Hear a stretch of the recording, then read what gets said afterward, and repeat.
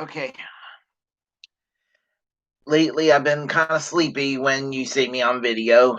Work graveyard shift. I'm off this evening, but when you're off, you kind of sleep on and off during the daytime, and I'm having one of those moments. But I wanted to talk about something that's kind of on the side issue right now that I consider a welcoming news. The Gravel Institute, and I'm going to put the link down below.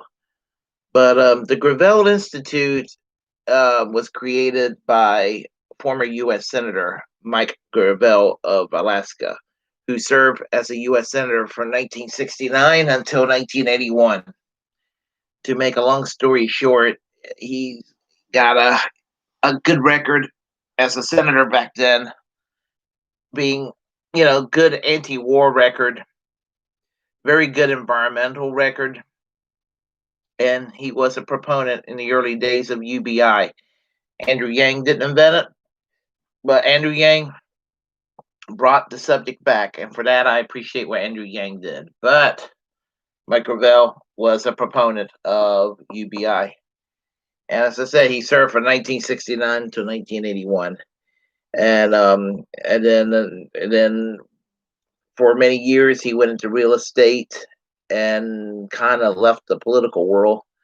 But he returned back in 2008, seeking the Democratic nomination for president. Um, he was one of those candidates, kind of like Dennis Kucinich, running on the left, but there was a lot of media blackout um, against Mike Gravel. I remember voting for Mike Gravel between the cat dogfight between Hillary Clinton and Barack Obama. And I was not really interested in those two candidates, and Dennis Kucinich dropped out. So I was like, well, let me go ahead and vote for Mike Gravel, who's actually mimicking some of the things that Dennis Kucinich was advocating. And um, he didn't get the nomination, obviously, so he tried to get the nomination for the Libertarian Party. And what the hell the Libertarian Party was doing nominating Bob Barr that year is beyond me. But I digress.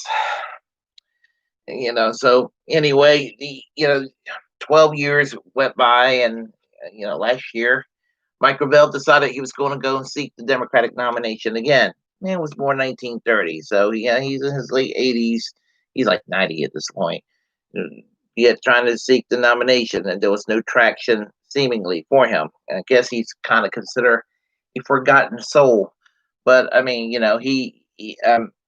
he's a good, solid progressive that's getting ignored by the media. So he decided to drop out before he even really made a serious attempt to run. And he decided to co-endorse Bernie Sanders and Tulsi Gabbard. Um, and right now we're a couple of weeks away from this presidential election. And who's to say how this whole thing's going to pan out in light of Donald Trump getting COVID? But anyway, earlier this year, Mike Gravel created the Gravel Institute, which is something that's quite promising because it's a project that's meant to take on the shenanigans of Prager University. Prager University is set up by Dennis Prager, um, um, a movement conservative, and we need something that's like to the left of this movement conservatism nonsense that orbits around Prager U and Heritage Foundation and and Rush Limbaugh's of the world and all of that. We need something that can counter that and counter it effectively. And this Gravel Institute might just be the thing because Prager U, they're slick propagandists. They pretty much feed you basically the cliche, you know, um, baby boomer inspired right wing politics of those that follow in the footsteps of Ronald Reagan. Your typical neoconservative, um, shenanigans that's advocated again by Fox News itself and Rush Limbaugh, Sean Hannity, Mark Levin, Glenn Beck types, and right now with the younger folks, kind of like Candace Owens and Steve Crowder, um, Ben Shapiro, and lately, people like Dave Rubin and Tim Pool lurking around the corner. Um, Karlin Borisenko too.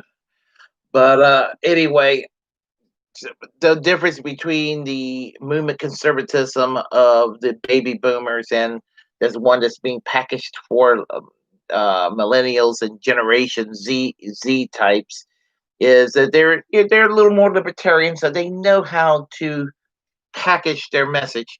And so Dennis Prager is using this as a means to attract, I guess you would say, uh, progressives who are questioning their ideology or something, and doing that. And we need to put a stop to that because our views as progressives, as social democrats, the left in general.